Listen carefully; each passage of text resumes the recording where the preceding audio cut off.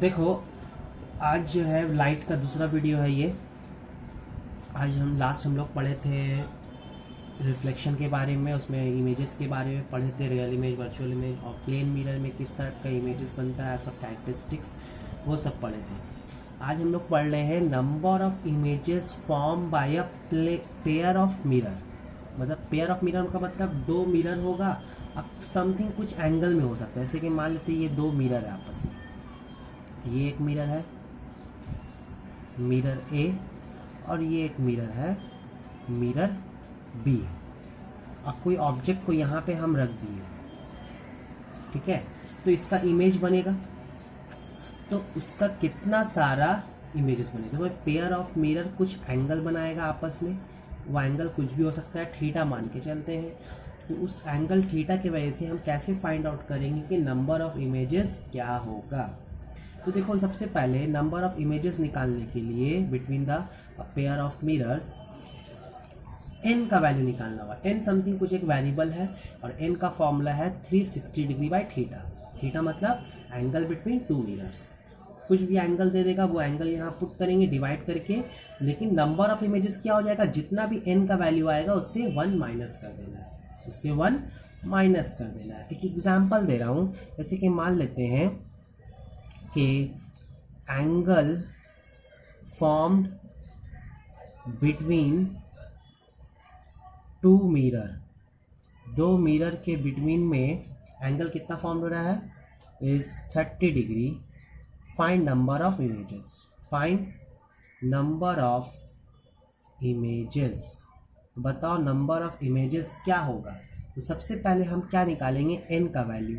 तो एन होता है 360 डिग्री बाई थीटा।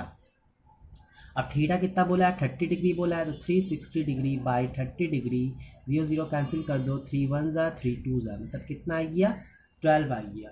तो नंबर ऑफ इमेजेस कितना हो जाएगा, तो number of images equal to हो जाएगा n minus 1, that is 12 minus 1 11। ये मेरा आंसर।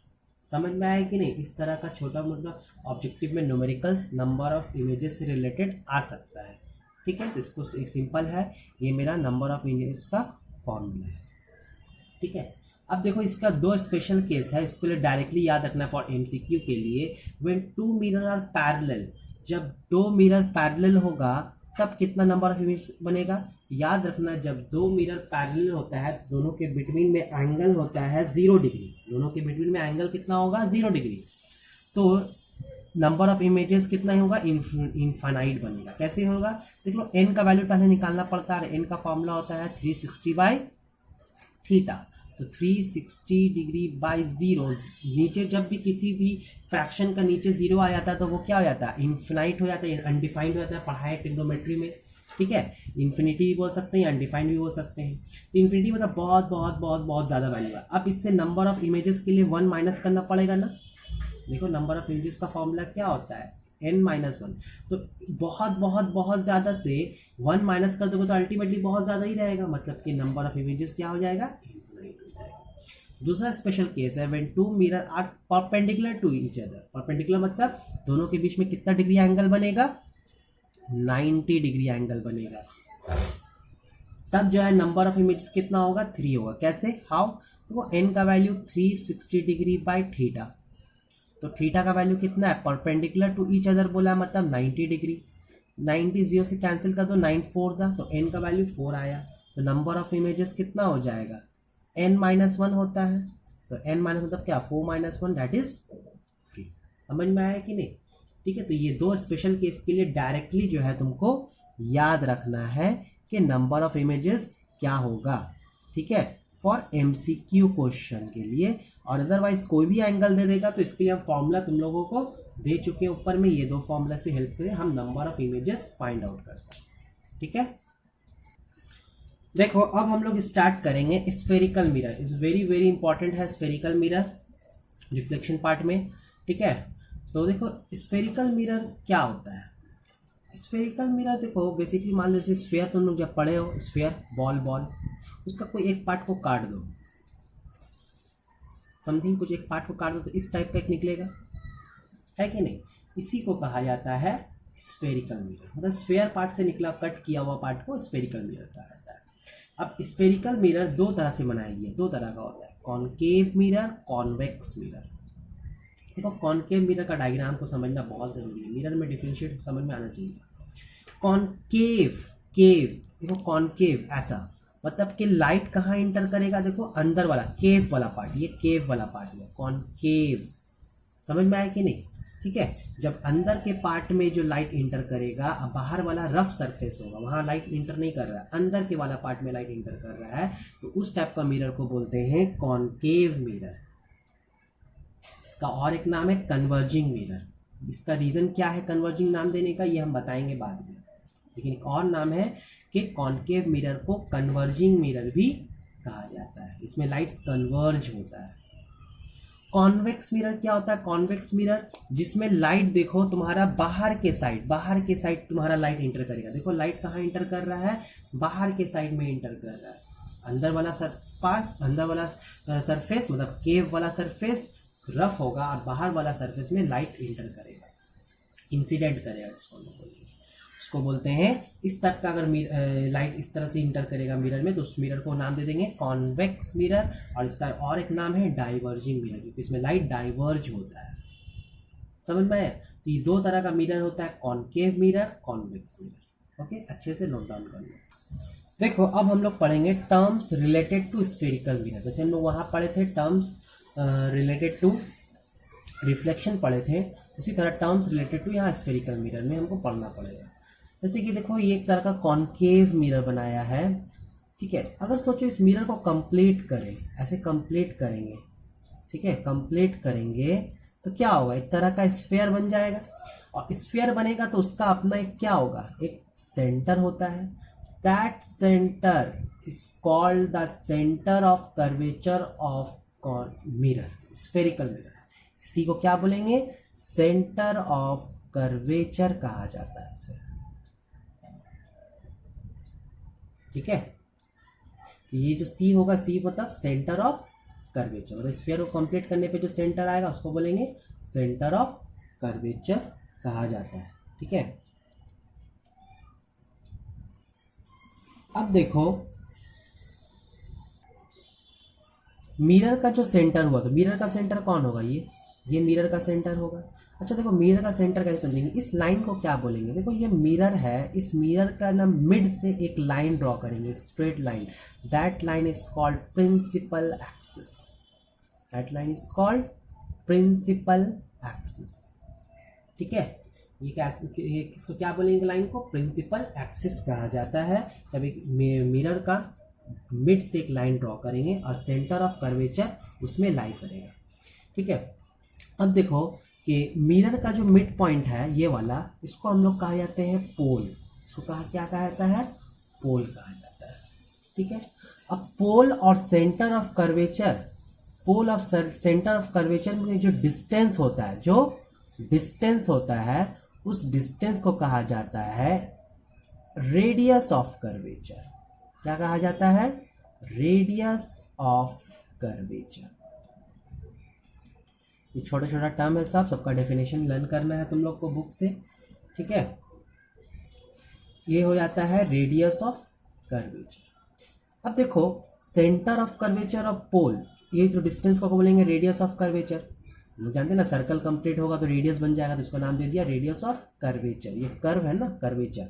अब देखो इन लोग दोनों का मिड पॉइंट, पी और सी का मिड पॉइंट जो होगा उसको कहा जाता है फोकस, मतलब radius of centre of curvature of pole के का जो मिड पॉइंट होता है उसको कहा जाता है फोकस, ठीक है। और तो जब जाहिर सी बात है, जब ये मिड पॉइंट है तो यहां से लेके यहां का डिस्टेंस या यहां से लेके यहां तक का डिस्टेंस दोनों आपस में क्या होगा, इक्वल होगा। That distance is called focal length. क्या कहा जाएगा इसको, फोकल लेंथ कहा जाएगा। समझ में आया कि नहीं, इसको क्या कहा जाएगा, फोकल लेंथ कहा जाएगा, ठीक है। अब देखो ये पूरा मिरर को, ये पूरा जो रिफ्लेक्टिंग सरफेस है, मतलब लाइट जो अगर रिफ्लेक्ट यहीं से ना करेगा, इतना रिफ्लेक्टिंग सरफेस, इसको कहा जाता है अपर्चर। क्या कहा जाता है इसको? अपर्चर कहा जाता है। तो देखो कितना सारा टर्म्स हो गया। एक हो गया मेरा सेंटर ऑफ कर्वेचर, दूसरा हो गया मेरा प्रिंसिपल एक्सिस, तीसरा हो गया मेरा पोल, चौथा हो गया मेरा रेडियस ऑफ कर्वेचर, फिफ्थ हो गया मेरा फोकस, सिक्स्थ हो गया मेरा फोकल लेंथ, एंड सेवन हो गया मेरा अपर्चर।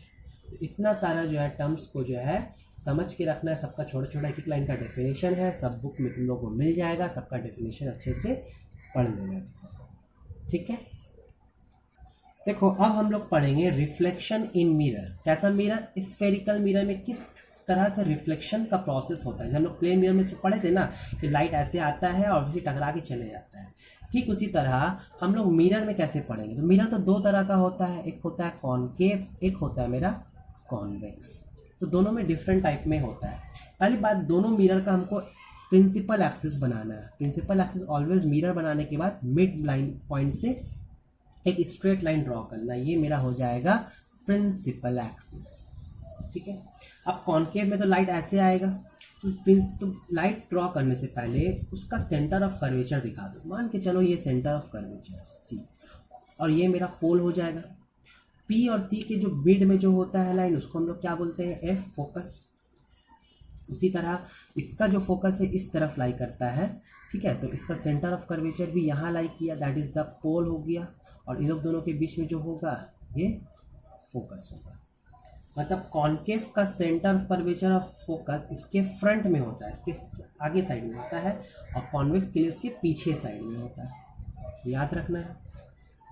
अब देखो एक रेज ऑफ लाइट आया, एक रे ऑफ लाइट आया, पैरेलल आया। किसका पैरेलल आया? प्रिंसिपल एक्सिस का पैरेलल आया। तो याद रखना ये रिफ्लेक्ट होगा, और रिफ्लेक्ट होकर कहाँ से पास करेगा? ये फोकस से पास करेगा। ठीक है, तो बोल सकते हैं ना ये मेरा इंसिडेंट रे हो गया, और ये मेरा क्या हो गया? Reflected ray. ये मेरा इंसिडेंट रे हो गया, और ये मेरा रिफ्लेक्टेड रे हो गया।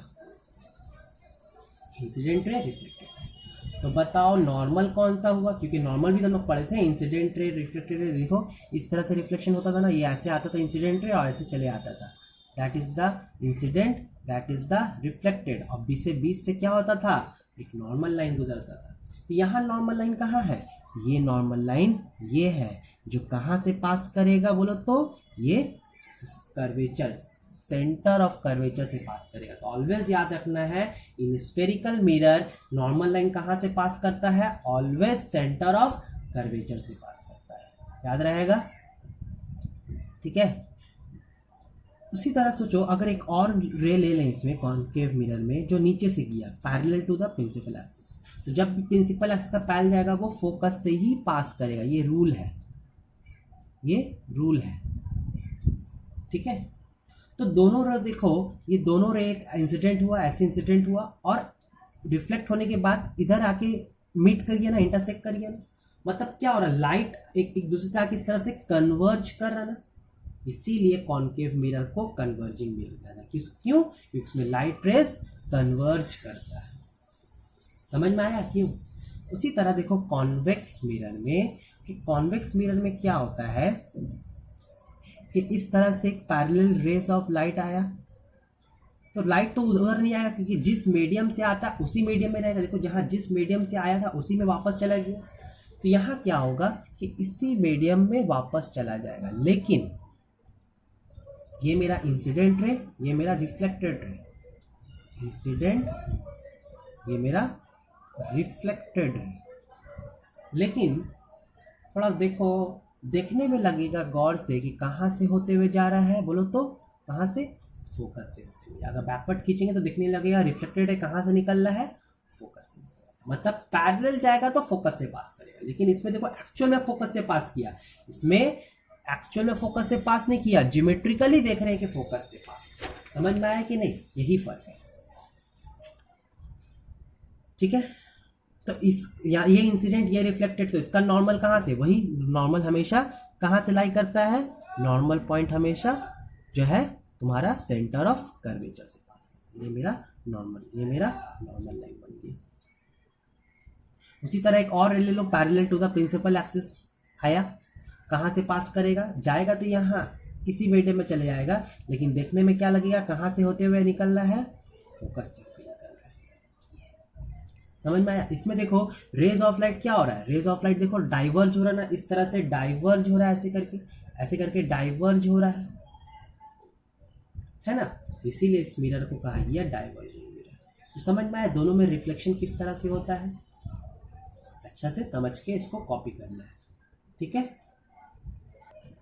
देखो अब हम लोग पढ़ेंगे relation between radius of curvature and focal length for spherical mirror. देखो अभी हम बताए गए थे कि जैसे एक मिरर है और इसका सेंटर ऑफ कर्वेचर सी यहाँ पे है और फोकस मिड पॉइंट में है, इसका मतलब ये पूरा सी से लेकर के पी तक का लेंथ कितना होगा, R, that is the radius of curvature.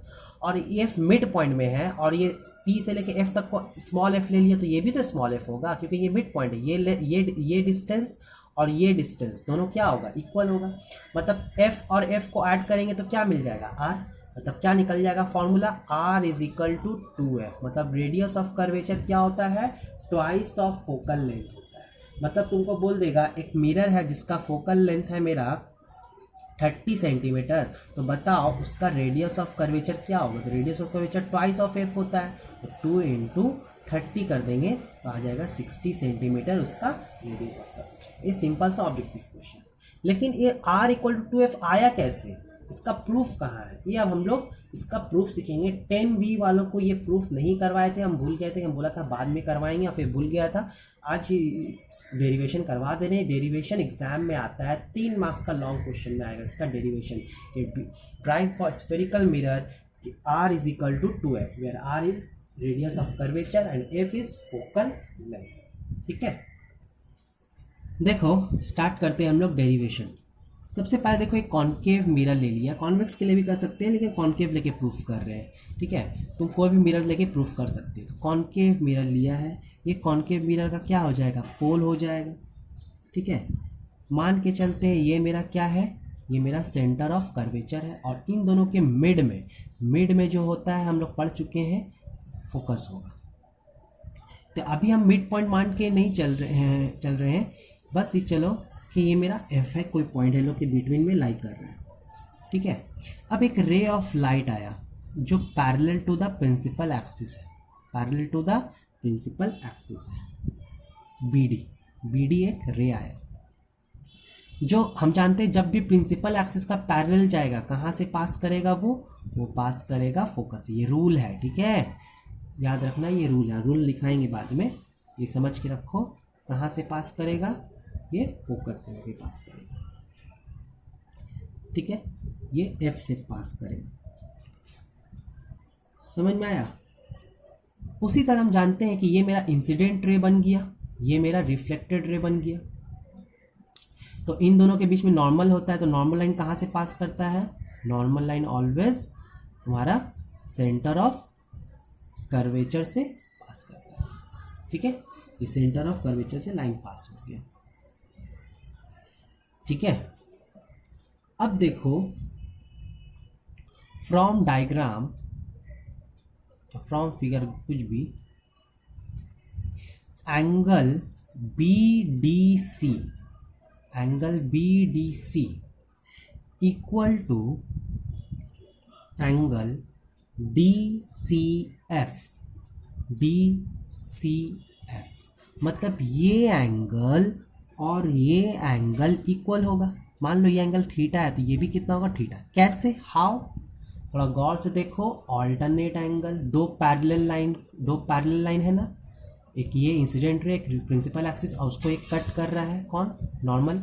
ये एंगल और ये एंगल क्या होता है, ये एंगल इक्वल होता है, समझ में आया। तो यहाँ लिखेंगे ऑल्टरनेट एंगल्स,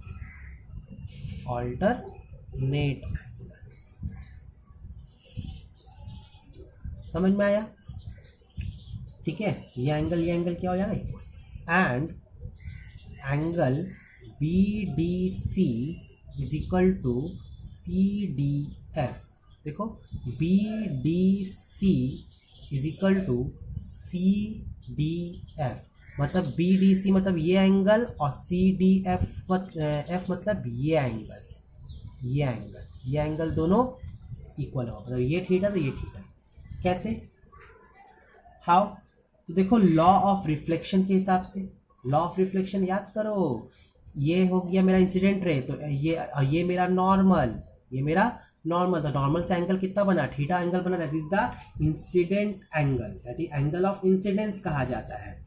और देखो ये मेरा रिफ्लेक्टेड रे, और रिफ्लेक्टेड रे नॉर्मल से कितना एंगल बना रहा है, theta, that is the angle of reflection, है ना, एंगल ऑफ रिफ्लेक्शन। और angle of incidence always equal to angle of reflection होता है, this angle is equal to this angle. यहां लिखेंगे law of reflection, law of reflection क्या होता है, angle I is equal to angle R होता है, ये रीजन लिखेंगे। समझ में आया कि नहीं? तो therefore angle D C F is equal to angle C D F हो जाएगा। देखो डी सी एफ और angle C D F equal, देखो ये थीटा तो ये भी थीटा था, ये थीटा इक्वल पहले प्रूफ कर दिया, इसका मतलब ये दोनों एंगल भी क्या हो गया, ये इसका इक्वल और ये इसका इक्वल, मतलब ये दोनों भी आपस में क्या हो जाएगा, इक्वल हो जाएगा। ठीक है, तो यहां से हम बोल सकते हैं therefore triangle F D C is isosceles triangle. F D C क्या हो जाएगा, आइसोसेलेस ट्रायंगल हो जाएगा। कैसे, दो एंगल जब इक्वल होता है किसी ट्रायंगल का तो वो क्या होता है, देखो ये ट्रायंगल बन रहा है एफ डी सी ट्रायंगल बन रहा है, और इस ट्रायंगल का दो एंगल क्या है, आपस में इक्वल है, तो बोल सकते हैं ये कैसा ट्रायंगल है, आइसोसेलेस ट्रायंगल है। ठीक है, क्या हो गया, अब आइसोसेलेस ट्रायंगल जब हो गया, ठीक है, तो यहां से हम बोल सकते हैं कि जहां पर एंगल इक्वल हो रहा है तो उसका कॉरस्पॉन्डिंग साइड्स भी क्या होगा, so side C F is equal to F D हो जाएगा।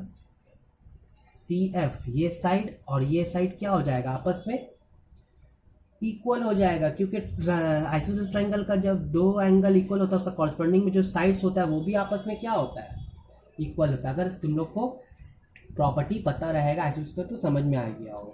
ठीक है, अब लेकिन क्या होता है कि स्फेरिकल मिरर का जो ये अपर्चर है ना बहुत स्मॉल होता है, ये बहुत जो है स्मॉल होता है, मतलब ये डी जो है लगभग बहुत करीब होता है कहाँ, पी का, पी मतलब पोल के बहुत ही क्लोज होता है। अब पोल के क्लोज होने का वजह से क्या हो जाएगा, ये एफ डी किसका इक्वल हो जाएगा, ये एफ डी एफ पी का इक्वल हो जाएगा। यहां लिखेंगे रीजन, इफ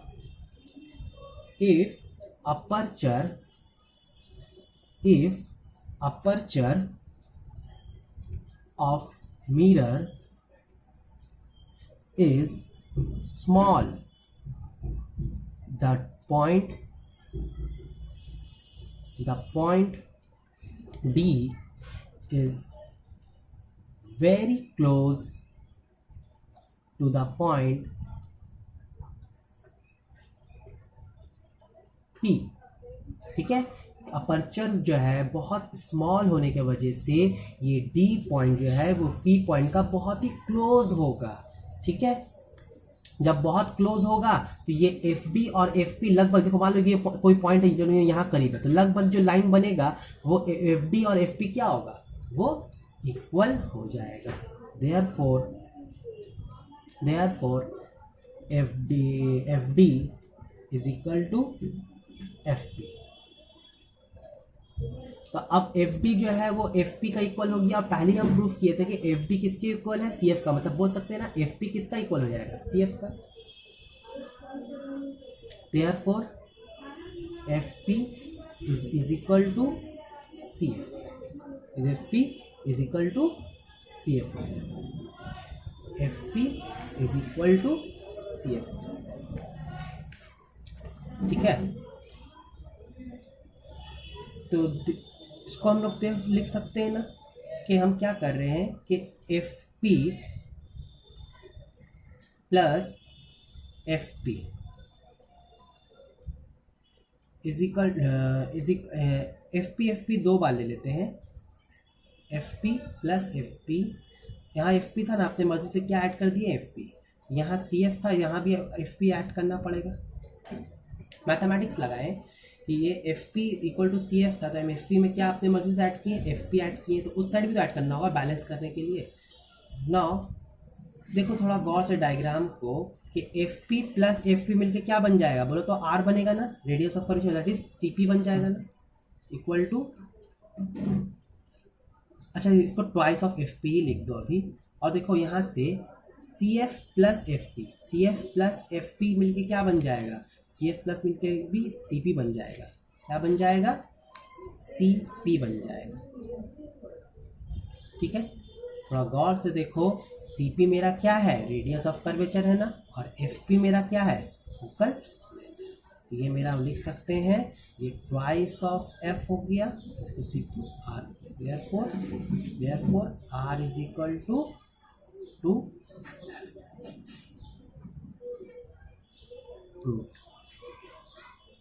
समझ में आए कि नहीं। तो इसको तुम लोग को अच्छे से समझ के कॉपी करना है, ठीक है, अच्छे से समझ के तुम लोग को इसको अच्छे से कॉपी करना है। जो डेरिवेशन है ये मेरा डेरिवेशन है,